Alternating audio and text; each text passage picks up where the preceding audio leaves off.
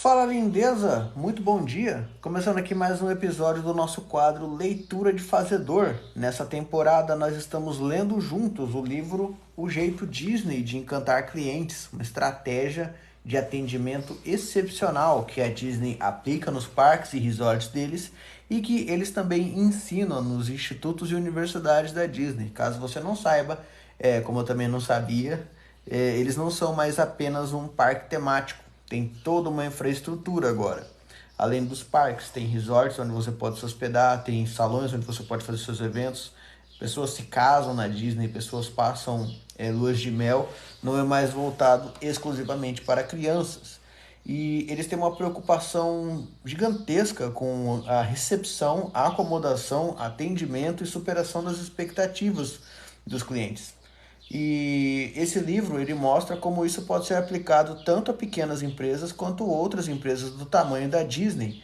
Por exemplo, eles já falaram de hospitais e já falaram sobre uma empresa de eletrônicos que fez o treinamento com eles e revolucionou o jeito que atendem.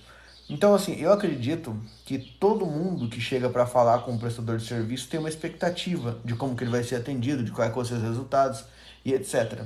E se você consegue manter essa expectativa ou superar essa expectativa, é um ponto positivo gigantesco para você, no qual você ganha um cliente. E é isso que a gente está vendo aqui nesse livro, como é que eles fazem, como é que eles implementam isso na Disney e nas outras empresas. Vamos continuar de onde a gente parou. Eu gosto sempre de mostrar essa edição aqui de comemoração, vem com esse marca-texto, que parece uma chave, tá vendo? Como se você abrisse ela da Disney. Igual tem aqui na capa, só que maior pra ficar de marca-texto. Vocês já tomaram café, gente? Um cafezinho pra vocês? Vocês aceitam um cafezinho?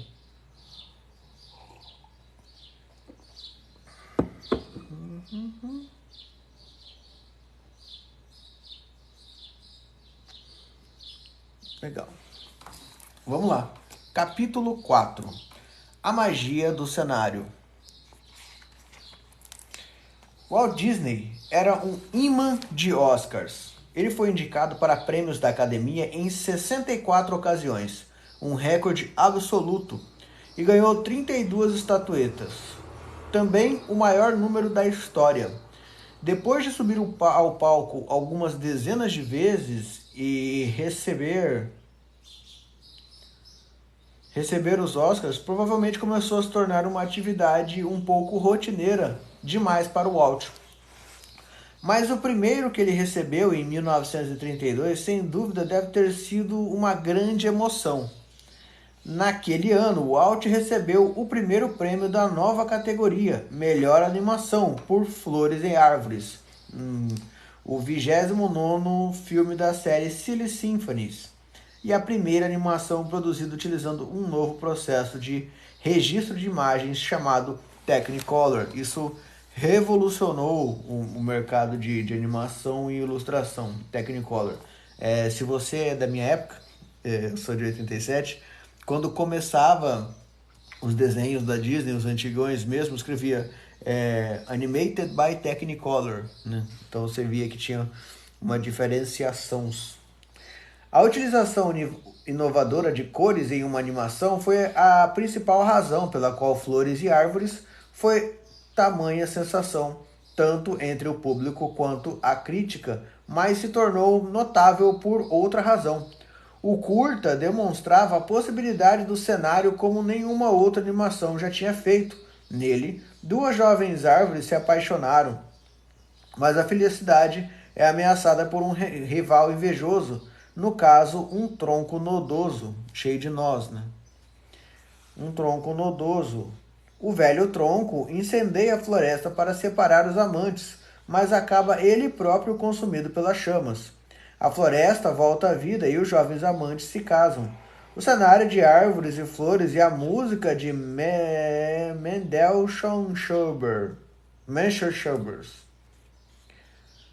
Schubert comunica a história à plateia. Na verdade, o cenário, no caso a floresta, que seria apenas um plano de fundo em outra animação, de repente se transformou num filme como um todo, né? O Technicolor, não sei se vocês já chegaram de ver, são várias transparências sobrepostas. Você coloca primeiro o fundo, depois vem as flores, depois vem o chão. Aí veio o personagem, veio a ambientação e as coisas na frente dele.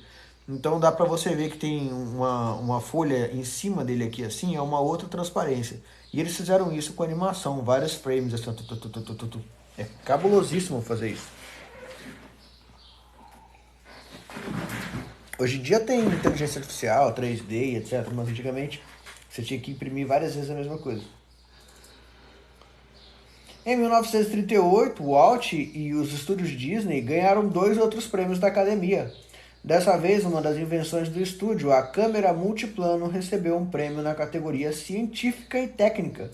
E o primeiro filme feito com essa câmera também, da série Silly Symphonies, intitulado O Velho Moinho, ganhou o de melhor animação.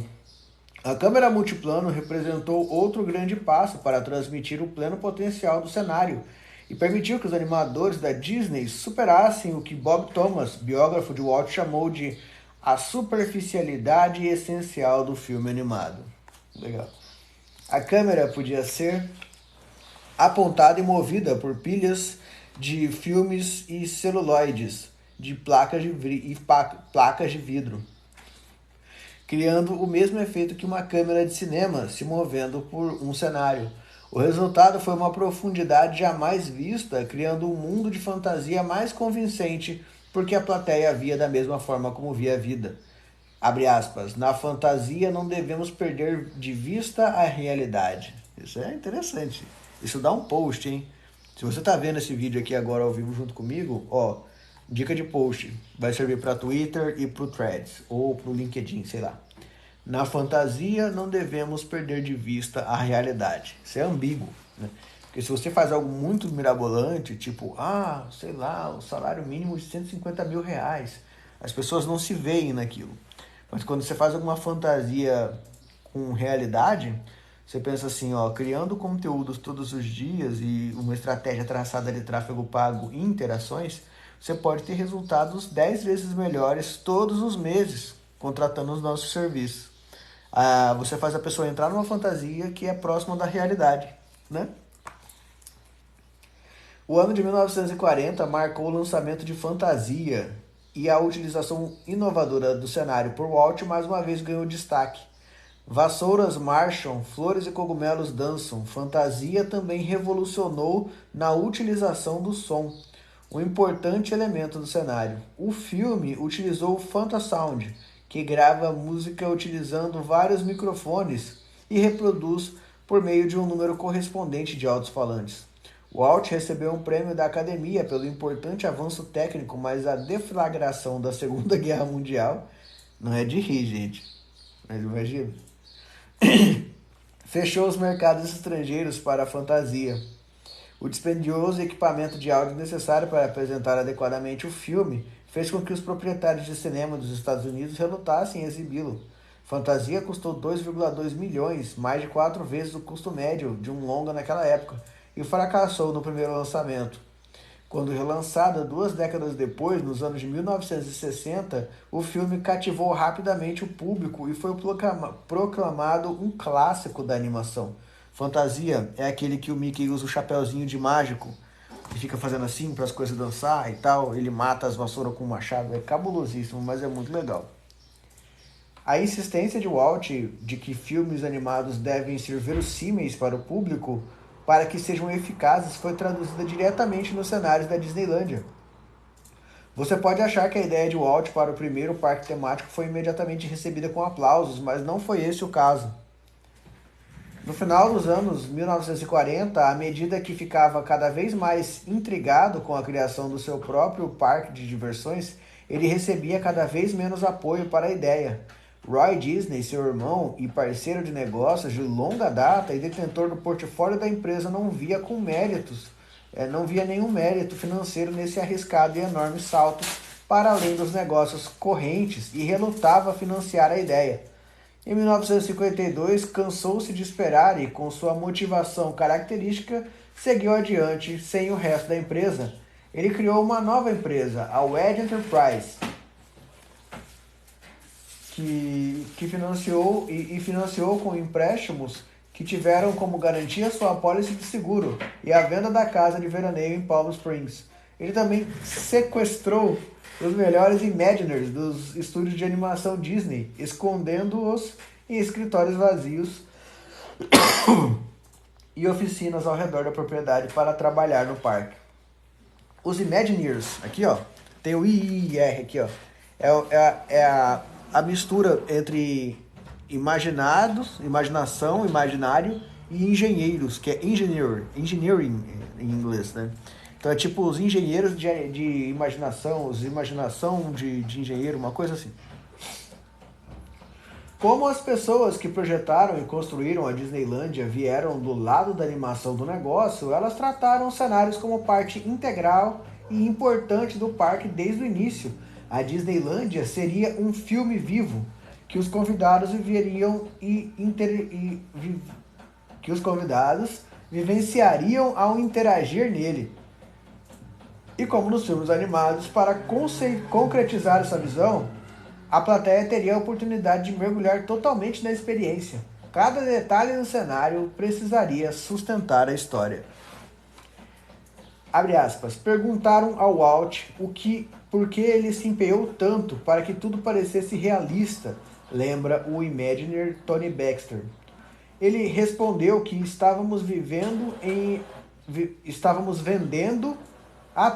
Ele respondeu que o que estávamos vendendo era uma crença na fantasia e na história sendo contada, e se o plano de fundo não fosse verossímil, as pessoas não comprariam. É aquilo na imaginação a gente não pode ficar longe da realidade, né? Na fantasia não devemos perder de vista a realidade. As pessoas queriam saber que estão numa fantasia, mas aquilo precisava ser palpável, né? Precisava ser sentível, senão não ia rolar. Olhando para trás agora, o fundamento da mentalidade de Walt é claro. O público não apenas comprou a ideia da Disneylândia, se apaixonou por ela. O papel do cenário nos parques temáticos da Disney foi revitalizado em meados dos anos 1980, quando Michael Eisner assumiu o comando do The Walt Disney Company. Eisner não tinha muito conhecimento sobre a construção de parques temáticos, mas sabia como criar entretenimento cativante. Abre aspas. Ele era um executivo da indústria do cinema, da ABC Paramount, explica Peter Rummel, que liderou projetos de construção da Disney ao redor do mundo. Durante meses, a cada vez que via a sigla DUP, Desenvolvimento de Unidade Planejado, em segundo plano, estou convencido de que ele achava que queria dizer drogas usadas por produtores. Mas ele trouxe consigo um entendimento completo do que a Disney é de qualquer forma, do que a Disney é, de qual é a sua força, do que ela representa ao mundo.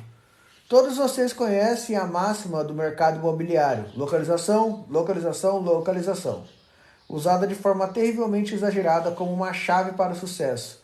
O lema de Eisner rapidamente passou a ser entretenimento, entretenimento, entretenimento. Ele era sistemático e implacável. 2 semanas depois de assumir a nova função, Eisner sugeriu a construção de um hotel com as formas do Mickey. Não era viável, mas para o pessoal da Disney, a disposição do recém-contratado CEO em apresentar auto-sinalizava um jogo totalmente novo em termos de cenário. Logo depois, Eisner vetou os planos para a construção de 2 novos. Porém, arquitetonicamente mudamos os hotéis no Walt Disney World. Foi uma manobra corajosa que colocou em risco um relacionamento de longo prazo com o valorizado parceiro da construção civil. Mais uma manobra que se pagou. O Walt Disney World Dolphin Hotel, de 1.514 quartos, e Walt Disney World Swan Hotel, de 758 quartos, substituíram os hotéis cancelados, projetados pelo internacionalmente renomado arquiteto Michael Graves. Eles criaram um novo padrão de cenário no Walt Disney World. O Swan e o Dolphin sinalizaram um renascimento na arquitetura da Disney. Logo, os melhores arquitetos do mundo assinaram um contrato para trabalhar para a empresa no Walt Disney World Resorts, como o Grand Floridian e o Wilderness Lodges e o Boardwalk, levaram o cenário a um nível completamente novo. Abre aspas. Os nossos hotéis passaram a ser por si só experiências de entretenimento, escreveu Eisner em seu livro Work in Progress. Né? Por mais bem sucedido que os nossos hotéis sejam em termos artísticos, o tributo mais simples a eles vem dos nossos convidados. Até hoje a taxa de ocupação em cada um deles chega a mais de 90%, a maior do mundo. O cara é brabo. O cenário que proporciona atendimento. Se você perguntar ao empregado típico em sua empresa, se você perguntar ao empregado típico como sua empresa atende os clientes, ele certamente mencionará pessoas e processos, os tópicos do último e do próximo. Pessoas e processos como os principais sistemas de prestação de atendimento. Mas a ideia de que o ambiente de uma organização pode de alguma forma prestar atendimento é mais obscura. O cenário pode realmente fazer alguma coisa, e se for o caso, como ele seria usado para prestar o atendimento. Na verdade, o cenário pode responder pelos aspectos tanto físicos quanto psicológicos do atendimento. Na Walt Disney, por exemplo, há muitas atrações nas quais os membros do elenco ajudam os convidados a entrar e sair dos brinquedos, mas a maior parte da experiência do atendimento acontece durante o passeio pelo cenário. Nos dias de hoje, com a expansão do e-commerce, testemunhamos uma transição transformacional na prestação de atendimento físico dos funcionários ao cenário. Afinal, quando você entra na internet e compra livros, CDs e qualquer um dos aparentemente 1 zilhão de outros produtos e serviços disponíveis online, você é atendido por um cenário, isso é, o site no qual você está comprando. Na maioria das transições de e-commerce, os clientes são os únicos seres humanos envolvidos na venda. O cenário e os processos eletrônicos estão prestando o atendimento. Funcionários são envolvidos na criação do site e depois disso na entrega dos pedidos e produtos e tralalá. A utilização do cenário para fornecer os aspectos psicológicos do atendimento também é comum. Todas as organizações, independente de estarem ou não cientes disso, transmitem mensagens de seus clientes por meio dos cenários nos quais operam. Imagine uma concessionária de carro de luxo e uma revendedora de carros usados. Agora imagine um parque temático e a festa de rua, e um varejista de roupas de grife e uma loja de pronto estoque. Em cada um desses pares, as pessoas estão comprando produtos semelhantes, carros, entretenimentos e vestuários, mas em cada caso o cenário no qual compram diz muito sobre a qualidade dos produtos e serviços, sem mencionar o preço que eles estão dispostos a pagar. O fato é simplesmente que tudo animado e inanimado comunica algo aos clientes. Não apenas tudo tem algo a dizer, como também influencia os clientes. E você vai reparar nisso, por exemplo, quando você vai no Burger King, a decoração remete toda para a questão de que o hambúrguer deles é feito na churrasqueira. Então tem um cara de avental de churrasqueiro, tem a espátula, né? Tem desde mil não sei quantos anos, grelhado no fogo, churrasco, tralalá. Tudo lá dentro tem a intenção de te comunicar que o hambúrguer deles não é feito na chapa e sim numa churrasqueira, que é um churrasco que você está comendo. Quando você vai no McDonald's, a imagem é completamente diferente. Quando você vai no Outback, a decoração é toda australiana, né? Eles querem que você se sinta, tipo, tô no restaurante que serve comida da Austrália. Então tem canguru, bumerangue, vários aspectos. Restaurante japonês também é um caso clássico. Desde a decoração da entrada até a tipografia dos cardápios, né? O uniforme das pessoas, a apresentação, tudo é feito para te ambientar no atendimento que remete ao produto ou serviço. Então o ambiente também te atende. E as suas redes sociais, o seu site são esse ambiente para os seus clientes atualmente, saca? Enquanto você não monta o seu parque temático da Disney. Vamos continuar. Como disse R. Buckminster, olha o nome dos caras, um dos pensadores e inventores mais originais do século XX e o criador de domo geodésico, no qual a espaçonave Earth de Epcot, com 55 metros de altura, se baseia. Não se pode mudar as pessoas, mas se você mudar o ambiente no qual as pessoas estão, elas mudarão. Tudo isso para dizer que o cenário é um elemento crítico do ciclo de atendimento de qualidade e que é vital que os cenários sejam projetados e administrados para transmitir mensagens aos clientes e atendê-los com eficácia. Uma breve definição. O cenário é o ambiente no qual o atendimento é prestado aos clientes por todos os objetos nesse cenário e os procedimentos utilizados para melhorar, a manter o ambiente e os objetos do atendimento. Dito de forma mais simples, o cenário é o estágio no qual os negócios são conduzidos. Bem resumidão.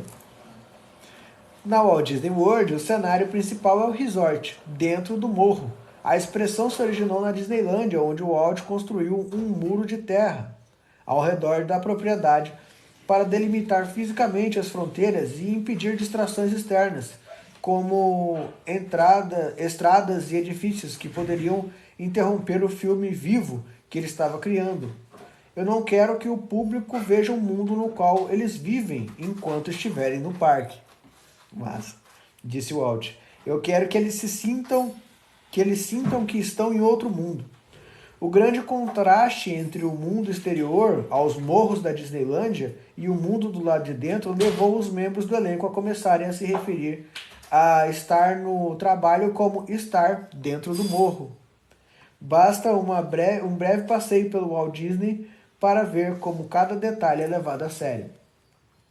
Aqui os componentes do cenário.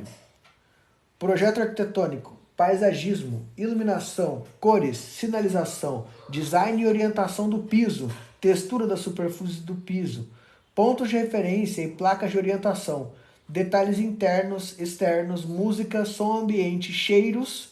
Esse de cheiros é interessante. Alguns lugares que a gente frequenta, eles têm um cheiro diferente. Se você já foi numa loja de melissa, por exemplo, quando você entra lá, você sente um cheiro diferente, né? Cafeterias, algumas lojas de departamento, academia, né? Dependendo do lugar que você vai, você sente um cheiro diferente e isso te ambienta, né? Cheiros, experiências táteis e sabores. Como você provavelmente já notou, o cenário não se restringe a propriedades físicas. Os sites da Disney que descrevem e promovem o Disney World fazem parte do cenário, e o mesmo se aplica ao sistema de atendimento telefônico, que solicita reserva e tira dúvidas dos convidados, e lojas presentes da Disney, nos aeroportos de Orlando. O cenário também se estende a outras áreas do negócio. Ônibus e monotrilhos elaboradamente temáticos também comunicam mensagens de atendimento aos convidados. De acordo com a definição, o cenário também inclui objetos no ambiente. No Walt Disney World, isso inclui os móveis nos quartos de hotel, os utensílios nos restaurantes, as árvores e as flores nas propriedades e, é claro, as atrações nos parques. Todos os objetos contribuem para o entretenimento dos convidados. Se a cama não for confortável, os talheres forem deselegantes e as plantas forem mal cuidadas e os passeios forem chatos, quem gostaria de fazer uma segunda visita? Quantas ocorrências de um cenário mal projetado seriam suficientes para espantar um convidado para sempre? Essas são perguntas para as quais poucas organizações querem saber a resposta. Por fim, o cenário inclui o trabalho de manter e melhorar o ambiente e os objetos dentro dele. Até aquele mais bem projetado deve ser continuamente mantido e melhorado. Os brinquedos devem ser submetidos a boa manutenção, os quartos devem ser limpos e as plantas bem cuidadas, etc. Um cenário mal mantido revela tanto quanto um cenário mal projetado. Se tudo isso soa como muito trabalho, é verdade. Dá muito trabalho criar a magia prática. Magia, plim, plim, plim. Isso implica em um grande empenho e é um negócio frágil. Totalmente dependente da atenção aos detalhes. Veja como o Imagineer John descreve.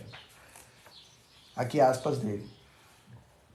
É interessante notar que, apesar de todo o sucesso, o tema do espetáculo da Disney é algo bastante frágil. Basta uma contradição, um estímulo fora do lugar para negar a experiência de um momento particular. Coloque uma placa escrita em papel pardo com uma caneta hidrográfica dizendo "Fique longe". Tire a fantasia de um membro do elenco e deixe usar jeans e camiseta. Substitua a melodia do Gay Needed por rock. Coloque grama artificial aqui. Aloque um funcionário rude lá. Realmente não é preciso muito para estragar tudo. Qual é a fórmula do nosso sucesso? É a atenção aos infinitos detalhes e a pequenas coisas. Os pontos pequenos, insignificantes, minuciosos aos quais os outros não querem dedicar o tempo, dinheiro ou desempenho ou empenho. No que diz respeito à nossa organização, Disney é assim que sempre fazemos. Tem sido a fórmula para o nosso sucesso. Provavelmente explicaremos isso a pessoas de fora ao fim das nossas 2 próximas décadas de negócio.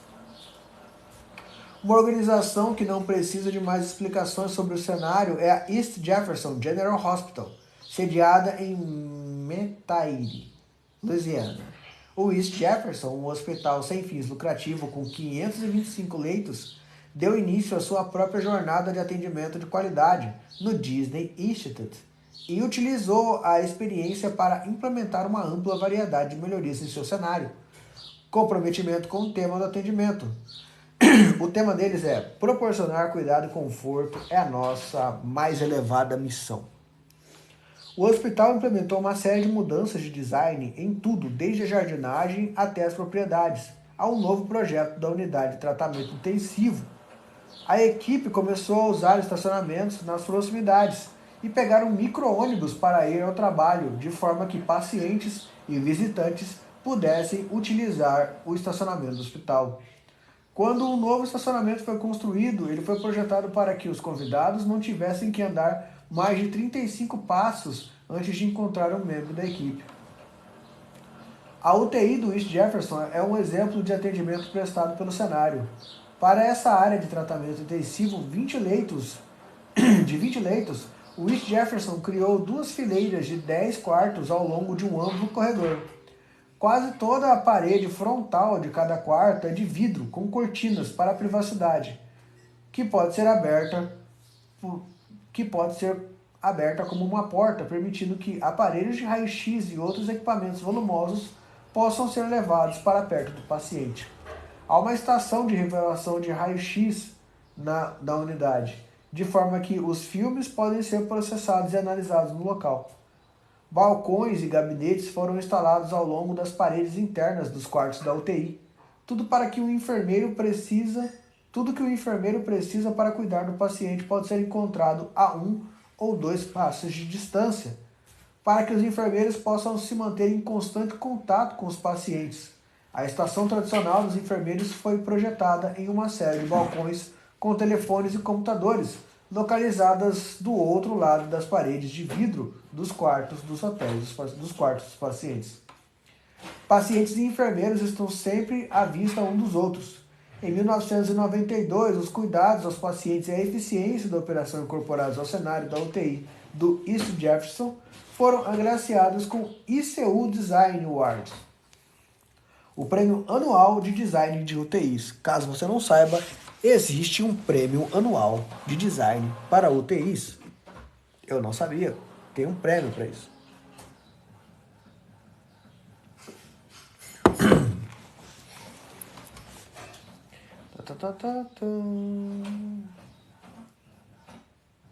Pela Associação Healthcare Architect da Foundation of Critical Care Medicine e o American Association of Critical Care Nurses.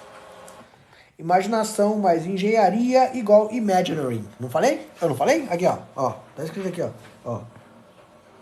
Imaginação mais engenharia igual Imagineering. É impossível falar do cenário sem destinar alguns minutos de comentar sobre o Walt Disney Imagineering. A palavra Imagineering foi cunhada pelo próprio Walt. Quando questionado sobre o sucesso da Disney, ele respondeu: "Não há segredo algum na nossa abordagem. Nós nos mantemos avançando, abrindo novas portas e fazendo coisas novas. Porque somos curiosos e a curiosidade continua nos levando a novos caminhos. Estamos sempre explorando e experimentando. Chamamos esse processo de Imagineering, a combinação de imaginação criativa e do conhecimento técnico." Imagineering também é uma das unidades de negócios do The Walt Disney Company. Com mais de 1,6 mil funcionários, a divisão sediada em Glendale, Califórnia, é responsável pela criação de todos os resorts, parques temáticos e atrações, empreendimentos imobiliários, pontos de entretenimento personalizados para as diferentes localizações e projetos de cyberespaços, novas mídias da Disney. Quando você se maravilha com uma atração do Walt Disney World, com seu detalhamento e efeitos especiais, está prestando uma homenagem ao trabalho dos Imagineering. Eles são as pessoas que concebem e depois projetam e constroem os cenários. O lema deles é: se você pode sonhar, você pode fazer. Oh yeah! A não ser que você sonhe que você pode voar, aí você não pode pular dos lugares. Eu aprendi isso da pior maneira. Peguei um guarda-chuva e pulei do segundo andar do prédio lá de casa. E eu bati o joelho e ralei o braço, assim. E o guarda-chuva abriu para cima. E na minha cabeça eu pensei que o problema tinha sido que o guarda-chuva abriu para cima. Então se eu impedisse ele de abrir para cima, eu ia conseguir. Então eu peguei pequenas cordinhas e amarrei no cabo do guarda-chuva, na ponta do guarda-chuva. Em todas as pontas, para ele não abrir para cima. E aí eu pulei do segundo andar novamente e deu certo, ele não abriu, mas o vento puxou ele para cima e eu fui para baixo. Aí eu abandonei o projeto, eu falei, tá ficando muito perigoso, eu acho que vai dar ruim. Então nem tudo que você sonha você pode fazer. Mas algumas coisas sim.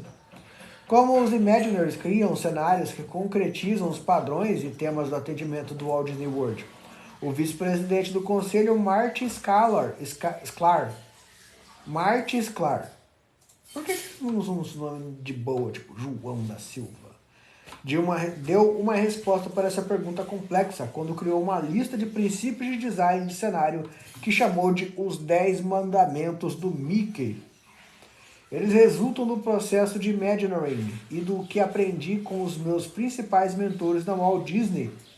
Os meus principais mentores, Walt Disney e John Hank, explica o Marty. Eles preparam o terreno para o resto deste capítulo.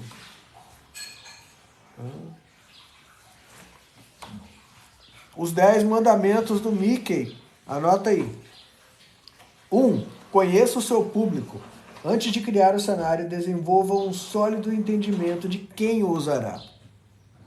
2. Entre na pele dos seus convidados. Isso é, nunca se esqueça do fator humano. Avalie o cenário do ponto de vista do cliente, vivenciando como um cliente. 3. Organize o fluxo de pessoas e ideias. Pense no cenário como uma história e conte essa história de forma sequencial e organizada. Incorpore a mesma ordem e lógica ao design do movimento dos clientes. 4. Crie um Winnie. W-I-N-E. Tomada de empréstimo do jargão dos filmes mudos, a palavra Winnie representa o que o Walt Disney chama de imã visual. Ele representa um marco visual utilizado para orientar e atrair os clientes. Tipo a Torre Eiffel, o Anel do Sauron, lá que fica a torre lá, é um ponto de referência, um chamariz. 5. Use linguagem visual. A linguagem nem sempre é composta de palavras. Use as linguagens de cor e forma para comunicar-se por meio de cenários. 6. Evite excessos e crie surpresas. Surpresa! Não bombardeie os clientes com informações. Deixe que eles escolham as informações que quiserem, quando quiserem. 7. Conte uma história por vez. Misturar várias histórias em um único cenário pode ser confuso. Crie um cenário para cada grande história. 8. Evite contradições. Mantenha a identidade. Cada detalhe e cada cenário devem sustentar e estender a missão da identidade organizacional. 9. Cada grama de atenção proporciona uma tonelada de prazer. Proporcione um maior valor aos seus clientes, criando um cenário interativo que lhes dê a oportunidade de exercitar todos os seus sentidos. 10. Continue assim. Nunca se entregue à complacência e sempre mantenha seu cenário. Com os mandamentos do Imagineer em mente, passamos para duas importantes utilizações do cenário: a capacidade de transmitir mensagens aos clientes e sua utilização para orientar a experiência do atendimento. A transmissão de mensagem como um cenário. Vocês querem saber como que é a transmissão de uma mensagem com cenário? Então eu espero você aqui amanhã na continuação do nosso quadro Leitura de Fazedor, onde nós estamos lendo juntos o livro O Jeito Disney de Encantar os Clientes, do atendimento excepcional a nunca parar de acreditar. Estamos aprendendo coisas incríveis, estou me divertindo muito. Eu estou me sentindo cada vez mais inspirado para atender os meus clientes. E se você está lendo esse livro junto comigo, você também está ficando sensacional nisso. Você vai sair desse vídeo aqui pensando, caralho, eu vou fazer a Disneylândia lá em casa, no meu escritório, no meu atendimento. E, como eu sempre falo, estamos lendo um livro juntos. Então, quando alguém perguntar para você, e aí, cara, você está lendo algum livro? Você fala, pô, tô lendo sim, cara. Tô lendo o livro da Disney lá, O Jeito Disney de Atender, tá incrível. Esse é o quarto livro que a gente lê juntos, tá? Então, estamos ficando inteligentes juntos, estamos aprendendo várias coisas juntos. E eu espero você aqui amanhã para a gente continuar a nossa leitura e entender melhor como a Disney é tão sensacional no atendimento deles, tá bom? Como eu sempre falo para vocês, agora é só colocar em prática o que vocês aprenderam nesse vídeo. Vai para cima e um beijo lá naquele lugar. Valeu, pessoal. Até amanhã. Fiquem com Deus.